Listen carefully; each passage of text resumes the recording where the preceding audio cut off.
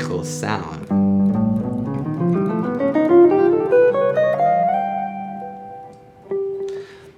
I love it, but also it's a little scary. I mean, for me, augmented was always just kind of like a weird one. I was not really understanding what to do with it. How do I use it? So today I want to talk about augmented, and I want to break it into 4 clear segments. So first, we'll talk about the color, the sound. So when we're listening to that augmented, what does it mean? So if we take C major, 1, 3, and 5, the C major triad, we're basically taking the 5 and raising it in half steps. So instead of G natural, just a triad, we have that augmented. Now, it has a very specific color and a very specific timbre that we want to memorize. So the first action, in a way, is distinguishing and really kind of tagging emotionally the sound between major, minor, diminished, and augmented. So really hearing that sound color. So whenever that happens, your mind is like, this is augmented. Plus, that sign. Basically, just really try to compare the chords and make sure you hear the sound. You can also try and sing it, for example, from C, Do, Mi, Sol, Do, Mi bemol, Sol, that's C minor, Do, Mi bemol, Sol, Mo, let's diminish, and then Do, Mi, Sol, that color, that augmented. This is the first action. Now let's go to action number 2. If you like this color as much as I do, please gently hit that like button. Thank you. 2. Alright, so cool. We understand the sound of this color, but where do we use it? How do we use it? So first of all, harmonically, we can always use it when we have a dominant. Again, always is a big kind of broad word, but when you have a dominant, for example G7 leading to C major, you can use the augmented. Now it's either flat 13, which is basically that note, the E flat, or you can say, just augmented, so basically playing the triad. Now basically when you're playing that, you are creating a lot of tension.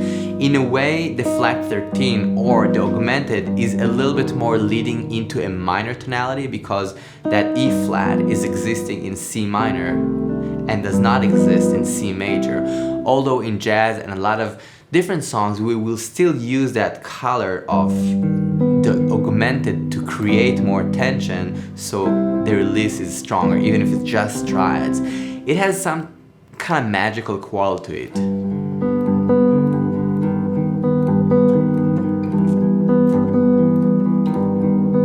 These kind of cliches, right? Usually you hear that in a lot of kind of jazz classics. It never entered my mind, that song that is actually in A.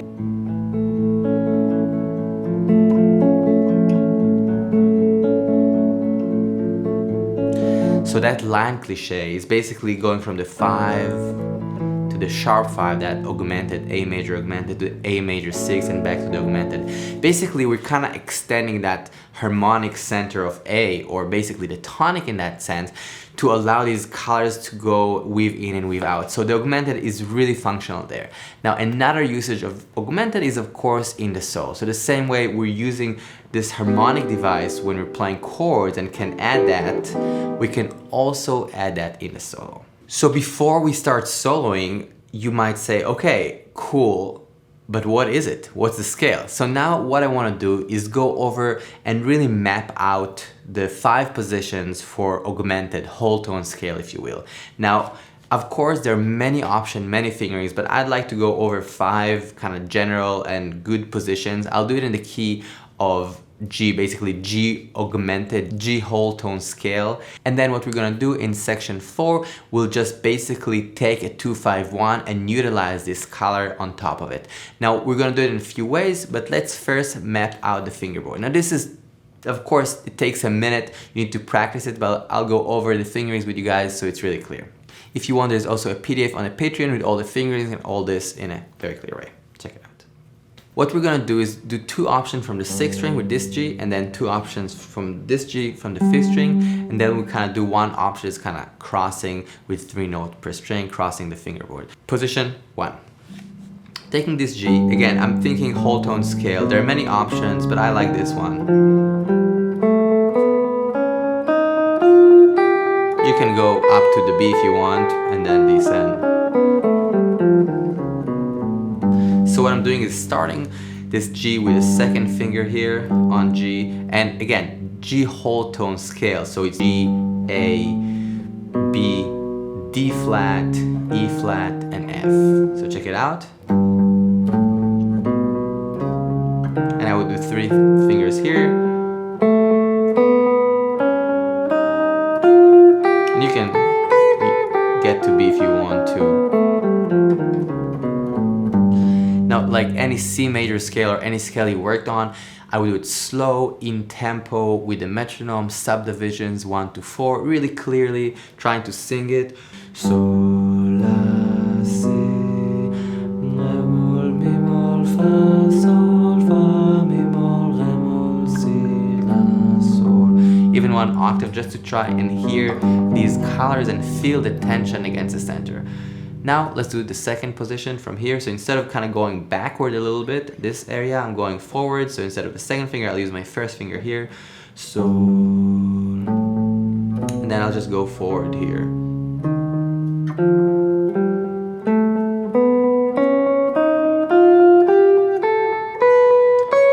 Even getting to this one here. Again, play with me. G, so we have it kind of in our ears.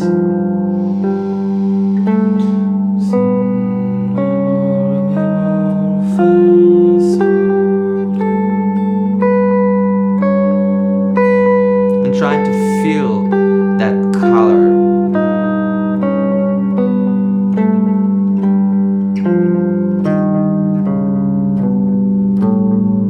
Super intense, but super beautiful. I think about the notes as well, so I really think sol, la, si, re, mol, mi, mol, fa, but you don't have to. You can think numbers, you can think whatever helps, but try to tag it as much as possible. So this is from the 6th string. Now we'll do from the 5th string. The first one is kind of going back, so you know, this kind of way. I would start from the second finger here.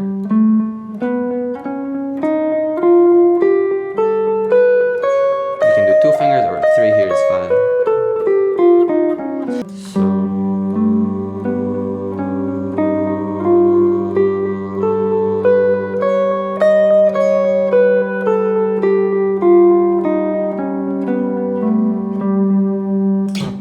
And then the same thing, just going forward, so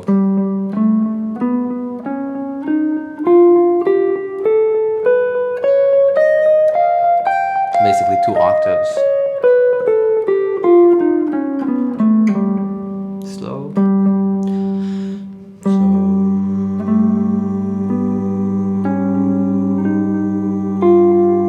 Play with me.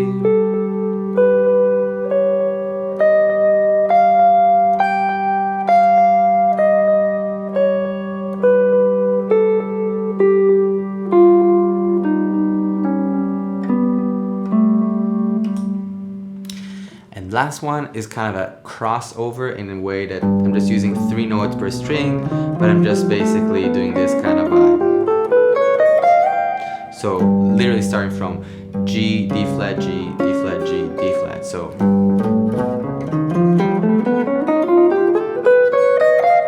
again, so.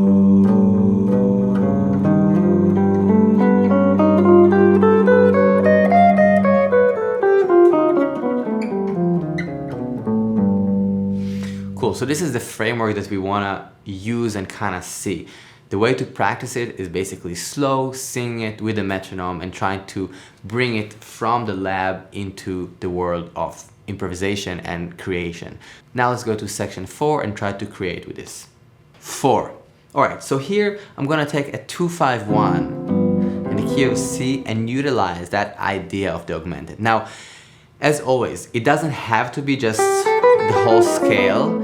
It could be also the triad, so I can take the G augmented triad, just the 1-3-5. So these are, of course, also fingerings that is worthwhile checking out and seeing it from a few different places. And it's very helpful with guitar to know what you're playing. And if you see the notes on a fingerboard, it's much easier to find it and map it than if you're kind of like unaware to the notes that you're playing.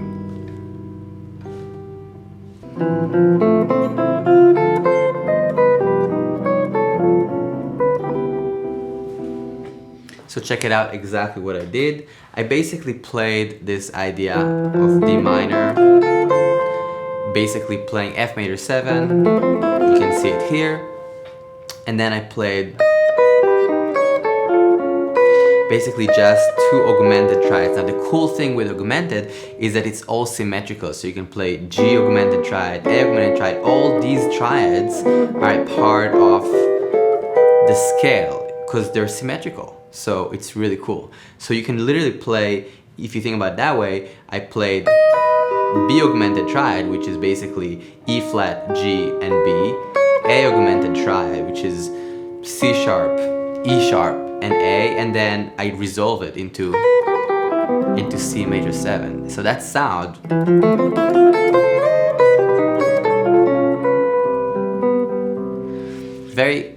very simple, very scaly, really, like you can see the fragments in action, but it sounds good, it sounds like music. Let's do one more.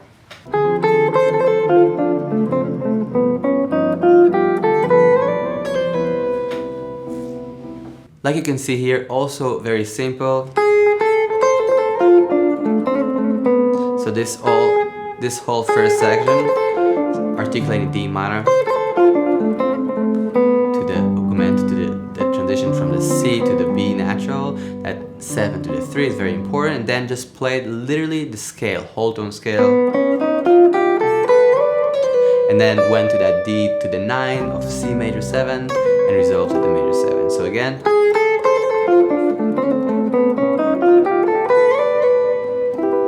so it's a cool color, you know, and I think it's worth exploring and checking it out. Thank you so much, guys. I hope you enjoyed this augmented exploration. For me, that was a kind of a scary color that took me a minute to dive into, and like anything with music, it's never ending. So start exploring and try to find things and colors that you like within the augmented, and have an awesome week. Peace.